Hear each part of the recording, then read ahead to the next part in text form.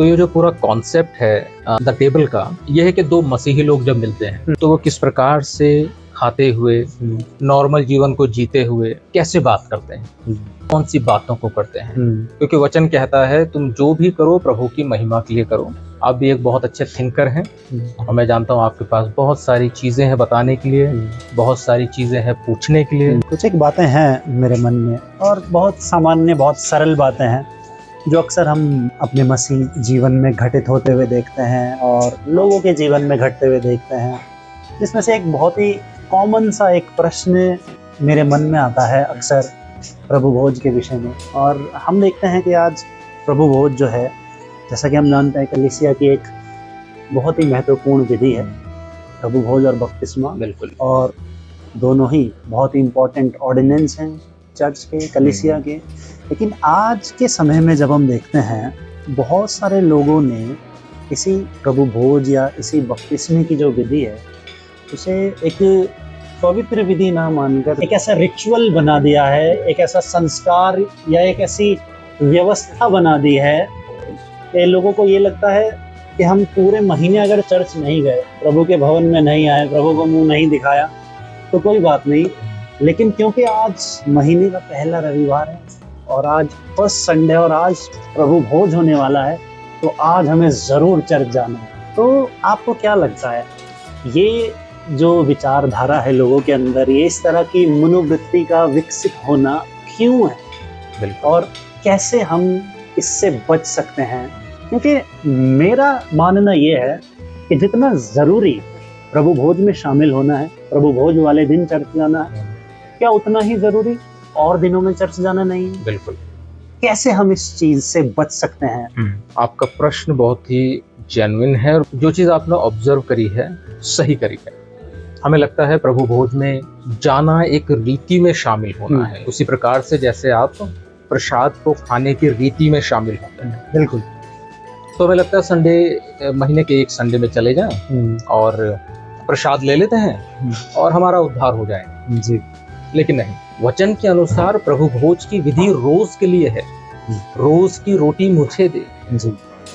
जब हम मिले, चाहे हम घर पे मिले, चाहे हम चर्च में मिले, चाहे हम किसी भी जगह मिले, वचन के अनुसार हमें रोज प्रभु भोज लेना है। लेकिन पिछले 2000 सालों के दौरान बीच में कुछ ऐसा हुआ, अंग्रेजी में कहावत है फेमिलियरिटी ब्रीड्स कंटेम्प्ट। कोई भी ऐसी चीज जिससे आप ज्यादा फेमिलियर हो जाते हो, उससे आप दूरी बनाने लगते हो, या उसके लिए एक घृणा टाइप की, एक नफरत टाइप की, या फिर उसका आदर कम हो जाना, आदर कम हो जाता है। बिल्कुल, आपने बहुत अच्छा वर्ड यूज किया।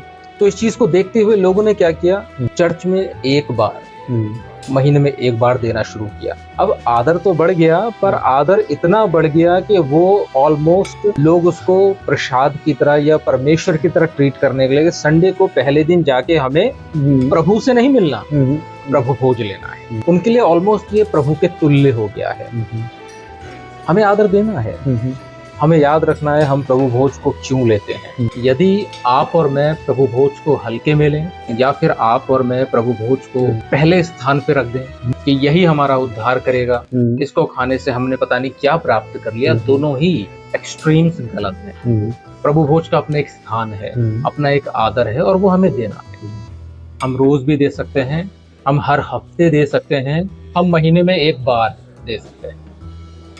जो लोग इस प्रकार के काम करते हैं, महीने में एक बार जाना, वो लोग गलत करते हैं, और वो लोग उस श्रेणी में फॉल करते हैं, उस श्रेणी में वो पाए जाते हैं जिस श्रेणी में मूर्ति पूजक पाए जाते हैं। बिल्कुल। कोई भी ऐसी चीज जो प्रभु की उपस्थिति से ज्यादा आप उसको पहला स्थान दे देते हैं, वो ऑटोमेटिक आपके लिए मूर्ति पूजा बन जाती है। बिल्कुल। और आपकी इन बातों से मुझे एक और अंग्रेजी की कहावत याद आई, कैजुअलनेस लीड्स टू कैजुअलिटी।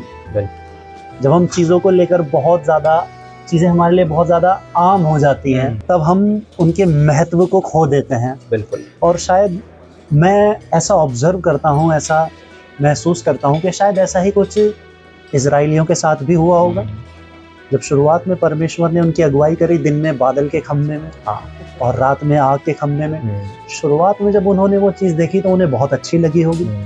उन्होंने उस चीज़ का पूरा आदर भी किया होगा, प्रभु का भय भी माना होगा। लेकिन जब उसी चीज को वो रोज देखने लगे होंगे तो क्या 1 महीने बाद 2 महीने बाद उनके मन में वही आदर रहा होगा उस चीज को लेकर जिसे वो रोज देखते आए हैं? वही बादल का खंबा जो रोज उनके आगे चल रहा है, आम बात हो गई है। क्या 1 महीने बाद उसी बादल के खंबे के लिए मन में वो प्रेम रहा? और क्या यही कारण है कि प्रभु अपने वचन में कहता है प्रकाशित वाक्य की पुस्तक में एक कलीसिया को कि तुमने अपना पहला सा प्रेम खो दिया है? आपको और मुझे इस ट्रैप से बचना है कि किसी भी चीज में जब हम लिप्त हो जाते हैं तो वो चीज एक ऑटोमेटेड मोड में आ जाती है। मतलब हमारे बिना सोचे समझे वो हो रही होती है। हमारी मसीहत भी ऐसी है। हमें जब 5 साल 10 साल प्रभु में आए हुए हो जाते हैं तो हमारी मसीहत भी ऑटोमेटेड मोड में चली जाती है। तो वो बस हो रही है, चलो संडे चर्च से चलें, चलो कॉटेज मीटिंग चले, चलो प्रभु भोज लेने चले, चलो मीटिंग हो रही है वहां चले, ये ऑटोमेटेड मोड में आ गई। अब क्या होता है, हम लोग कॉन्शियस एफर्ट नहीं लेते। हम लोग अपने चित्त से, अपने विवेक से जानबूझकर कामों को नहीं करते ताकि हम आगे बढ़े। और हर दिन आपको और मुझे अपने विवेक से, कॉन्शियस से एफर्ट लेने पड़ते हैं कि प्रभु मुझे एक कदम और आगे आ जाना है। ये जो अनकॉन्शियसली हम लोग आगे बढ़ रहे हैं, जैसे आप ड्राइविंग करते हैं तो 90% टाइम या 80% टाइम एक अच्छा ड्राइवर सोचता नहीं है कि वो ड्राइविंग कर रहा है, तो उसके दिमाग में कुछ और चल रहा होता है, पर उसके दोनों हाथ अपने स्थान पे होते हैं, उसकी आंखें देख रही होती हैं, वो एक ऑटोमेटेड मोड में होता है। वो एक्टिव तभी होता है जब कुछ परेशानी आती है, कोई एकदम से आगे आ गया, कोई गड्ढा आ गया, या उसे ब्रेक तुरंत लगाने हैं, स्पीड बढ़ानी है, क्लच को कम करना है, तब वो एक्टिव हो। अदरवाइज 80% टाइम वो सेम मोड में रहता है, एक ऐसा मोड जो अपने आप चल रहा है। आपको और मुझे इस मोड से बचना है, क्योंकि एक्सीडेंट इसी मोड पे होते हैं। कब अचानक से क्या हो जाए आपको पता भी नहीं चलेगा। आपको और मुझे सतर्क रहना है कि मैं एक मसीही के तौर पे ऑटोमेटेड मोड में हूँ, क्या मैं एक ऐसे जीवन में चल रहा हूँ कि बस हो रहा है। आपको और मुझे बचना है, हमें कॉन्शियस एफर्ट करने प्रभु के पास आने के लिए, अपने आप को रिवाइव करने के लिए। और जब आप और मैं प्रभु भोज या फिर कलीसिया के दूसरी चीजों को करने लगते हैं तो ये चीज आपको और मुझे ऑटोमेटेड मोड में डाल देती है, और हम फिर इनका महत्व भूल जाते हैं।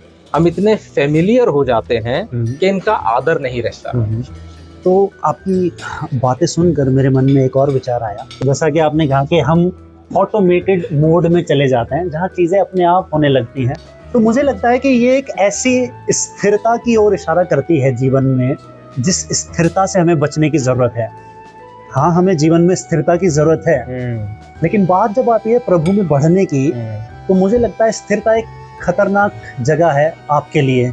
हम मनुष्य नदियों से पानी पीते हैं, हम कभी समंदर से पानी नहीं पीते। क्यों? क्योंकि नदियां बहती रहती हैं और उनका बहना ही उन्हें साफ करता रहता है।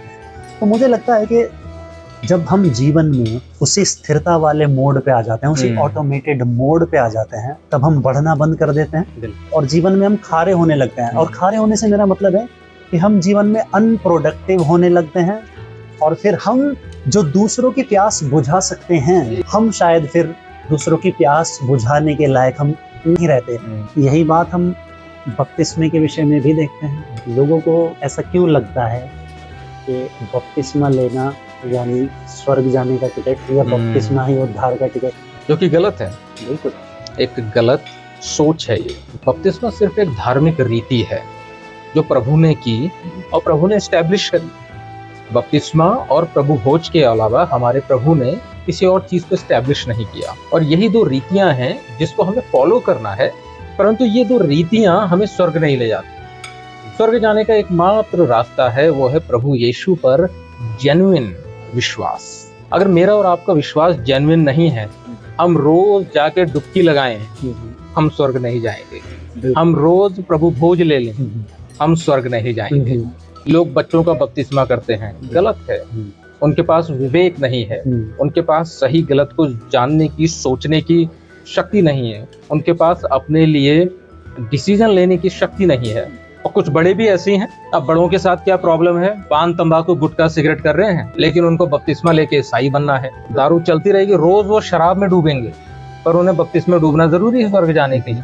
तो क्या ये एक ऐसी मानसिकता की ओर इशारा करता है कि जहाँ हम पृथ्वी पर तो हर तरह के सुख भोगना चाहते हैं, और पृथ्वी पर पूरी तरह के सुख भोगने के बाद हम स्वर्ग भी जाना चाहते हैं। मुझे लगता है कि ये चीजें शायद आपस में एक दूसरे की विरोधी हैं। बिल्कुल, क्योंकि जब आप शरीर में पृथ्वी पर रहकर सुख भोग रहे हैं तो मुझे लगता है कि ये आपकी स्वर्ग की यात्रा को कठिन बना देगा।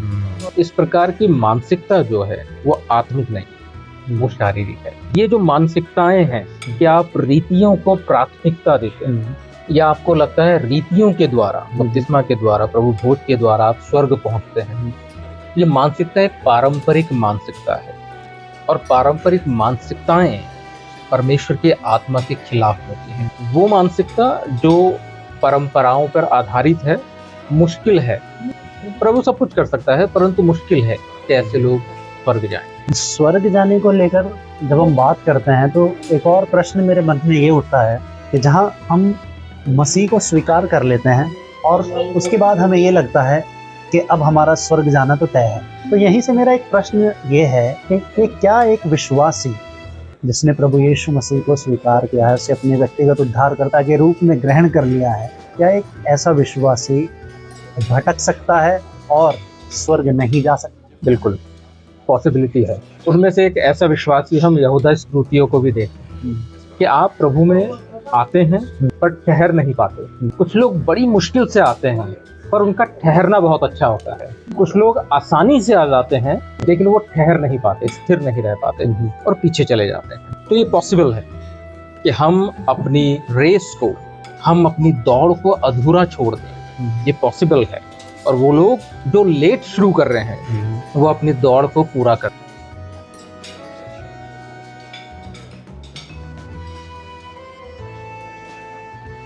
ये बारिश को देख करके मुझे एक चीज याद आई कि नूह ने कभी बारिश नहीं देखी। नूह से पहले 1000 साल तक बारिश नहीं हुई थी और नूह प्रचार कर रहा है कि बारिश आने वाली। एक ऐसी चीज का जो एग्जिस्ट ही नहीं करती। तो अब आप सोचो, जब नूह प्रचार कर रहा होगा कि बारिश आने वाली है तो लोग उससे पूछ रहे होंगे ये बारिश क्या होती है। तो वो कह रहा होगा बारिश वो चीज होती है, वो पानी होता है जो आसमान से गिरता है। तो लोग उसको पागल समझ रहे होंगे। हम 600 सालों से जी रहे हैं, हम 1000 साल से जी रहे हैं और तू कह रहा है आसमान से बारिश टपकती है, आसमान से पानी आता है, पागल हो गया है। और इतनी लंबी उम्र वाले लोग उस समय थे, 900, 800, 700 साल वाले। नूह से बड़े लोग, नूह खुद 600 साल का था, नूह से बड़े लोग उस पर हंस रहे हैं कि हम इतने सालों से जी रहे हैं और तू हमें बता रहा है कि आसमान से पानी आता है। हमने तो अपने दादा आदम को देखा है, आदम ने तो कभी बोला नहीं पानी आता है, तू बोल रहा है, तो हेरेसी कर रहा है। आपकी बात सुनकर मुझे यहीं से एक और विचार आया, और वो विचार ये है कि जैसा आपने कहा कि नूह से पहले भी लोग थे, नूह से ज्यादा उम्र दराज लोग थे, नूह से ज्यादा अनुभवी लोग थे जिन्हें जीवन का अनुभव था। लेकिन जब परमेश्वर हमारे जीवन में कुछ नया करता है या परमेश्वर हमसे कोई नई बात कहता है तो अक्सर ये चीज हमारे उस अनुभव से टकराती है। और बहुत सारे ऐसे लोग जो बुद्धिमान हैं, जिनके पास स्वाभाविक ज्ञान है, उन लोगों को बहुत समस्या या बहुत तकलीफ होती है उन चीज़ों को स्वीकार करने में। नूह से ज़्यादा उम्र दराज या अनुभवी लोग भी थे जिन्हें बारिश जैसी किसी चीज़ के बारे में मालूम ही नहीं था। और नूह ने जब उनसे कहा होगा कि बारिश आने वाली है तो उनका अनुभव उनके आड़े आया होगा कि हम तो इतने सालों से, सैकड़ों सालों से पृथ्वी पर हैं, सैकड़ों सालों से हम सूरज को उगते हुए और ढलते हुए देख रहे हैं, बारिश क्या होती हमने तो कभी नहीं देखा। इसका मतलब तू मन से मन लड़त बातें बता रहा है। तो जब परमेश्वर अगर किसी से कुछ ऐसी बात कहे जिसका अनुभव एक उम्र दराज व्यक्ति के पास नहीं है, तो क्या ये संभावना है कि उस व्यक्ति को ये लगे कि आपसे परमेश्वर ने नहीं किसी और ने बात की है? अब आप डाउट में तब आते हैं कि प्रभु ने आपसे एक बार बोला और प्रभु के पास दोबारा आप कभी नहीं गए। जो व्यक्ति लगातार परमेश्वर की उपस्थिति में रहता है, जिस व्यक्ति को प्रभु की आवाज मालूम है ऐसी होती है, वो इस ध्वनि में बात करता है, वो इस तरीके से मुझसे बात करता है, तो जब प्रभु उससे बात करता है तो उसके पास डाउट का कोई चांस ही नहीं होता। डाउट तब आता है जब आपको कंफ्यूजन होता है कि ये प्रभु ने ही कहा या प्रभु ने नहीं कहा। और कौन लोग हैं जिनको कंफ्यूजन होता है? जो प्रभु की उपस्थिति में निरंतर नहीं बने रहते। प्रभु उनसे भी बात कर सकता है लेकिन वो प्रभु की आवाज नहीं पहचानते। कैसे पहचानेंगे? उन्होंने पहले कभी सुनी नहीं। वो सोच सकते हैं कि शैतान मुझसे बोल रहा है, वो सोच सकते हैं कि शायद मेरे मन की कल्पना है। इस प्रकार की बातें उनके मन में आ सकती हैं। तो आपका और मेरा बेस्ट हथियार क्या है कि हम लगातार प्रभु की उपस्थिति में बने रहें, कि नूह जैसा दृढ़ विश्वास। दुनिया बोल रही है बारिश क्या होती है, पागल है, पर नूह को मालूम है आने वाली है। वो कन्विक्शन कैसे आया? वो कन्विक्शन सिर्फ प्रभु की उपस्थिति दे सकती है और कोई नहीं। वो विश्वास सिर्फ प्रभु की उपस्थिति दे सकता है और कोई नहीं। और आपकी बात सुनकर एक बहुत अच्छा उदाहरण इस समय मेरे मन में आ रहा है। हम लोग अक्सर बैंक जाते हैं और बैंक में हम एक व्यक्ति को देखते हैं जिसे हम कैशियर। कैशियर का काम क्या है? पूरे दिन सुबह से लेकर शाम तक वो बैंक में बैठता है, क्या करता है? सिर्फ नोट गिनता है। आप उसे ला कर देंगे तो भी वो गिनेगा, वो आपको देगा तो भी वो गिनेगा। और वो उन नोटों को छूने का इतना आदी हो जाता है कि जैसे ही एक नकली नोट उसके हाथ से छूता है, बिना देखे ही उसे समझ आ जाता है कि ये नकली है। क्यों? क्योंकि असली के साथ वो इतना ज्यादा समय बिता रहा है कि नकली उसकी उपस्थिति में आकर ही पकड़ा जाता है। जब आप दिन रात वचन के साथ बिताते हैं तो आपको पता होता है कि सामने वाला बोल रहा है वो वचन के अकॉर्डिंग है या वचन के अकॉर्डिंग नहीं। जब आप दिन रात प्रभु की उपस्थिति में प्रार्थना में बिताते हैं तो आपको मालूम होता है ये मेरे प्रभु की आवाज है, ये शैतान की आवाज है, या मेरा मन खुद मनगढ़ंत चीजें बना रहा है। कोई कंफ्यूजन नहीं। कंफ्यूजन सिर्फ उन लोगों के बीच में आता है जिन लोगों को असली नोट परखने की आदत नहीं है। जो लोग कभी कभार नोट को पकड़ते हैं, कभी कभार नोट को छूते हैं, कभी कभार नोट की गड्डियों को वजन करते हैं कि इतने वजन में इतने नोट होते हैं, उनके लिए कंफ्यूजन है। उसके लिए कंफ्यूजन नहीं है जो दिन रात समय बिता रहे। तो आपकी मेरी जिम्मेदारी बन जाती है एक मसीह के तौर पर कि हम अपने जीवन को प्रभु की उपस्थिति में, प्रभु के वचन में, ताकि कोई कंफ्यूजन ना रहे हमारे फ्यूचर के लिए। आज मुझे क्या करना है, कोई कंफ्यूजन नहीं। तो अगर हम सच में चाहते हैं एक ऐसा माइंड जिसमें कोई डाउट ना हो, जिसमें कोई कंफ्यूजन ना हो, उसका एक ही उपाय है, और वो उपाय है अच्छाई और सत्य के साथ ज्यादा से ज्यादा समय बिताना, ताकि जो अंधकार और नेगेटिव चीजें हैं उनके जरिए आपको कंफ्यूजन में डाला ना जा सके। मुझे लगता है कि यही चीज शिक्षा पर भी लागू होती है। जहाँ हम परमेश्वर के वचन में और वचन आधारित शिक्षाओं में जहाँ हम समय बिताते हैं, वहाँ हम आसानी से पकड़ सकते हैं उन झूठी या गलत शिक्षाओं को जो मसीह की देह को सबसे ज्यादा हानि पहुंचाती हैं या नुकसान पहुंचाती हैं। 100% लोग भ्रमित इसीलिए होते हैं कि उन्हें पता ही नहीं सच क्या है, गलत क्या है। अब उन्हें सच क्यों नहीं पता? सच के साथ कोई समय नहीं है। वो दुनिया भर की बातों में समय बिताएंगे, वो इधर उधर की गप्पे करेंगे, लेकिन वो कुछ क्षण रोज प्रभु के वचन में नहीं बैठे, कुछ पल रोज प्रभु के साथ नहीं बिताएंगे। और ये चीज उनको आत्मा में कुपोषित कर देती है, और उनकी आत्मा इतनी कुपोषित हो जाती है कि वो पहचान नहीं पाते सही शिक्षा क्या है, गलत शिक्षा क्या है। और ऐसे ही लोग चमत्कार के पीछे भागते हैं। इन लोगों को जहाँ चमत्कार दिखता है वहाँ ये भीड़ की तरह पीछे जाने लगते हैं। इन्हीं लोगों को अगर सत्य वचन आप सिखाएंगे, इनकी आत्मा विचलित होने लगेगी कि क्या हो रहा है, कैसे हो रहा है। और जब हमारे प्रभु बोलते हैं कि अंत के समय में मैं तुम्हें नहीं पहचानूंगा, और तुम उससे बोलोगे प्रभु हमने तो तेरे लिए बड़े काम किए, मैं तुमसे कह दूंगा मैं तुम्हें नहीं जानता। ये वही लोग हैं जो चमत्कार के पीछे भाग रहे हैं। और प्रभु कहेगा मैं तुम्हें नहीं जानता। क्यों?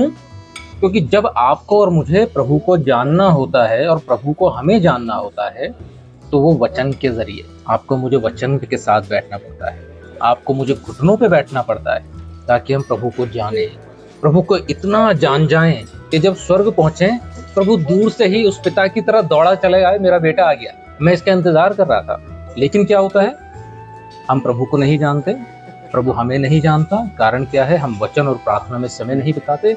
और जब हम स्वर्ग जाते हैं प्रभु कहता है कौन हो तुम? मैं तो तुम्हें नहीं जानता। पर प्रभु हमने तो बहुत कुछ किया तेरे लिए, हमने तो कितनी मिनिस्ट्री की, कितने गांव छान मारे, कितने कॉलेजों में हमने पढ़ाया, कितना हमने सेवकाई करी है, कौन हो तुम? मैं नहीं जानता तुम्हें। तो ये कितना बड़ा दुर्भाग्य होगा उन लोगों के लिए जो इस पृथ्वी पर उसके नाम से दुष्ट आत्माएं निकाल रहे हैं, उसके नाम से भविष्यवाणियां कर रहे हैं, उसके नाम से चमत्कार कर रहे हैं, और वही परमेश्वर एक दिन से ये कहेगा कि मैं तो तुम्हें जानता ही नहीं। बिल्कुल, इससे बड़ा दुर्भाग्य कुछ नहीं है। और शायद ये वही स्थिति है जिसके बारे में प्रभु प्रकाशित वाक्यों की पुस्तक में कहते हैं कि ना तो तुम ठंडे हो और ना ही तुम गर्म हो, इसलिए मैं तुम्हें अपने मुंह से उगलने पर।